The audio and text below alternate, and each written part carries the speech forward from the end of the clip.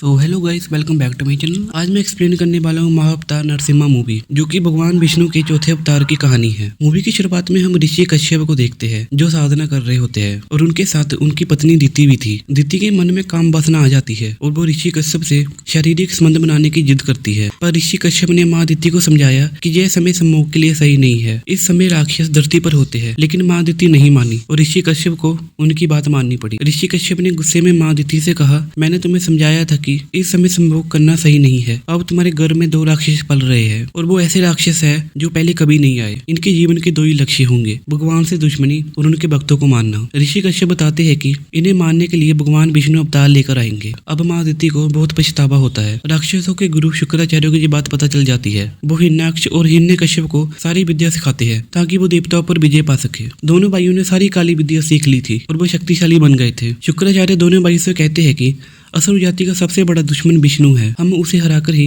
ब्रह्मांड जीत सकते हैं। नरेटर बताता है कि एक तरफ यहाँ दोनों भाई आतंक मचा रहे थे, वहीं दूसरी तरफ एक ऐसी भी जगह थी जहाँ लोग शांति से रह रहे थे। वहाँ इंसान और जानवर एक साथ मिलकर रहते थे और इंसान देवताओं की पूजा करते थे और देवता उनकी प्रार्थना सुनते थे। हिरण्याक्ष और हिरण्यकश्यप उस जगह आकर सबको मारने लगते हैं। वो औरतों और बच्चों को भी नहीं छोड़ते, वो सारी जगह उजाड़ देते हैं। हिरण्यकश्यप उनके राजा को पकड़ लेता है और उनसे कहता है कि अब मैं ही तुम्हारा भगवान हूँ। राजा कहता है कि हमारे सिर्फ एक भगवान है, विष्णु जी। हिरण्यकश्यप राजा को मार देता है और विष्णु जी की मूर्ति तोड़ देता है। हिरण्याक्ष कहता है कि मैं विष्णु को धरती पर लाने के लिए धरती छिपा लूंगा, तब विष्णु को आना ही होगा। हिरण्याक्ष पूरी धरती को समुद्र में छिपा लेता है, लेकिन विष्णु जी बड़ा अवतार लेते हैं, जो कि उनका तीसरा अवतार था, और वो धरती माँ को ढूंढ लेते हैं और हिरण्याक्ष की कैद से आजाद कर लेते हैं। हिरण्याक्ष भगवान बरा से लड़ने लगता है, पर अगर सामने भगवान हो तो कोई कितना भी प्रयास कर ले नहीं जीत सकता। हंकारी हिरण्याक्ष भगवान बरा से लड़ने लगता है, पर भगवान बरा उसे मार देते हैं। सभी देवता भगवान बरा की पूजा करते हैं और कहते हैं कि हिंदू धर्म में सूअर को एक तुच्छ प्राणी माना जाता है, लेकिन आप इस रूप में भी बहुत अच्छे लग रहे हैं और जो भी आपकी इस रूप की पूजा करेगा उसका जीवन सफल होगा। इधर हिरण्याक्ष अपने भाई की मौत से बहुत गुस्सा था। अब उसके मन में भगवान विष्णु के लिए और नफरत बढ़ गई थी। हिरण्यकश्यप अपनी असुर सेना से कहता है कि जहाँ भी विष्णु के भक्त मिले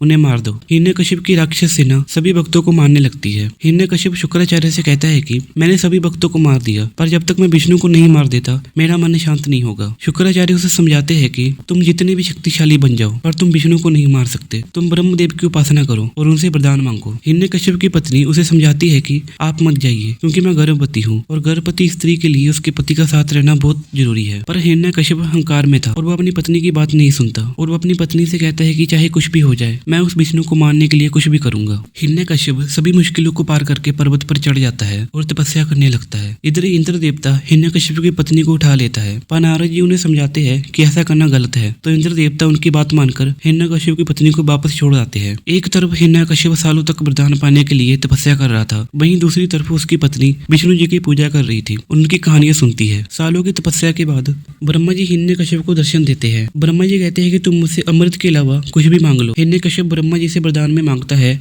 कि उसे ना कोई इंसान मार सके, ना जानवर, ना उसकी मौत दिन में हो ना रात में, ना उसे कोई घर के बाहर मार सके ना घर के अंदर, ना उसे किसी अस्त्र से मारा जा सके ना शस्त्र से, और वह सभी सिद्धियां भी मांगता है। ब्रह्मा जी कहते हैं कि ऐसा वरदान पहले कभी किसी ने नहीं मांगा और ना आगे कोई मांगेगा। ब्रह्मा जी हिरण्यकश्यप को वरदान दे देते हैं। हिरण्यकश्यप कहता है कि अब मैं ही भगवान हूँ। हिरण्यकश्यप सबसे पहले इंद्र देवता के पास से जाता है। उसने सभी देवताओं को बंदी बना के रखा था। इंद्र देवता हिरण्यकश्यप से माफी मांगता है। हिरण्यकश्यप कहता है कि तुमने मेरी पत्नी का अपहरण किया और अब तुम मेरे दास हो। हिरण्यकश्यप सभी देवताओं से कहता है कि अब मैं ही तुम्हारा भगवान हूँ और हर जगह मेरी ही पूजा होगी। हिरण्यकश्यप कहता है कि मेरा बेटा भी मेरी ही तरह सभी पर राज करेगा। हिरण्यकश्यप कहता है कि अब मैं सारे विष्णु भक्तों को मारूंगा और फिर विष्णु को आना ही होगा। अब हम हिरण्यकश्यप के बेटे को देखते हैं, जिसका नाम प्रहलाद था, जो भगवान विष्णु का भक्त था और उनकी पूजा करता था। प्रहलाद हिरण्यकश्यप से बिल्कुल अलग था। वो संस्कारी और दयावान था। वो शिवकर विष्णु जी की पूजा करता था। सैनिक प्रहलाद से कहते हैं कि विष्णु आपसे मिलने कभी नहीं आएंगे। प्रहलाद कहते हैं कि आपने सही कहा, वो मुझ जैसे राक्षस बालक से मिलने नहीं आएंगे, पर मैं फिर भी उनकी पूजा करूंगा। हिरण्यकश्यप प्रहलाद से बहुत प्रेम करता था, पर वो इस बात से अनजान था कि प्रहलाद विष्णु का भक्त है। प्रहलाद हिरण्यकश्यप के सामने विष्णु जी की आराधना करता है। वो कहता है कि हम सबको विष्णु जी की पूजा करनी चाहिए। हिरण्यकश्यप गुस्से में आ जाता है और वो कहता है कि प्रहलाद के गुरु को गुरुकुल से निकाल दिया जाए और वो अपने चेलों को प्रहलाद को पढ़ने के लिए भेज देता है।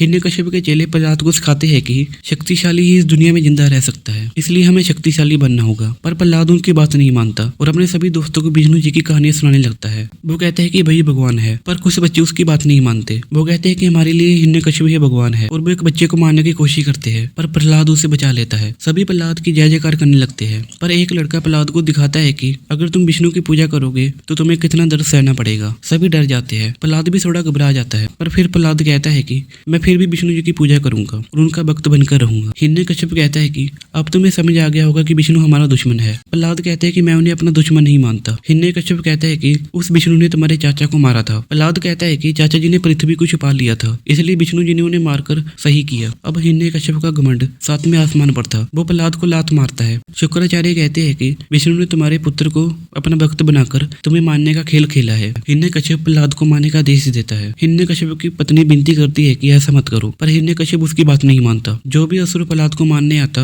वो खुद ही मर जाता। हिरण्यकशिपु प्रहलाद को हाथियों से मारने की कोशिश करता है, पर हाथी भी प्रहलाद को कुछ नहीं करते और उल्टा सैनिकों को मार देते हैं। हिरण्यकशिपु प्रहलाद को पर्वत से नीचे फेंकने का हुक्म देता है। सैनिक प्रहलाद की बात सुनकर सोच में पड़ जाते हैं, पर हिरण्यकशिपु के डर की वजह से उसे नीचे धक्का दे देते हैं, पर प्रहलाद को कुछ नहीं होता। विष्णु जी प्रहलाद को बचा लेते हैं। हिरण्यकशिपु अब ये सोचकर डर रहा था कि उसकी प्रजा प्रहलाद की बातों में आकर विष्णु जी की पूजा करनी न शुरू कर दे, और वो अपनी बहन होलिका के पास जाता है। होलिका को वरदान था कि वो आग में नहीं जल सकती। हिरण्यकशिपु होलिका से प्रहलाद को मारने को कहता है। वो पहले तो मना कर देती है, पर हिरण्यकशिपु की जिद की वजह से वो मान जाती है। होलिका प्रहलाद को लेकर आग में बैठ जाती है, पर प्रहलाद को कुछ नहीं होता और होलिका जल जाती है। हिरण्यकशिपु अपनी बहन की मौत से बहुत दुखी था। शुक्राचार्य प्रहलाद को समुद्र में मारने की कोशिश करते हैं, पर समुद्र के देवता वरुण देव उसे बचा लेते हैं। हिरण्यकशिपु प्रहलाद पर जितनी भी अत्याचार कर रहा था, प्रहलाद की भक्ति विष्णु जी के प्रति उतनी ही बढ़ रही थी। प्रहलाद विष्णु जी से मिलने की इच्छा करता है और उनका नाम लेते लेते बेहोश हो जाता है। विष्णु जी प्रहलाद को दर्शन देते हैं। विष्णु जी कहते हैं कि प्रहलाद तुम्हें क्या चाहिए। प्रहलाद कहते हैं कि मुझे कुछ नहीं चाहिए, बस आप मुझे ऐसा आशीर्वाद दीजिए कि मैं आपका नाम कभी न भूलूं और हमेशा आपकी पूजा करूं। विष्णु जी प्रहलाद से कहते हैं कि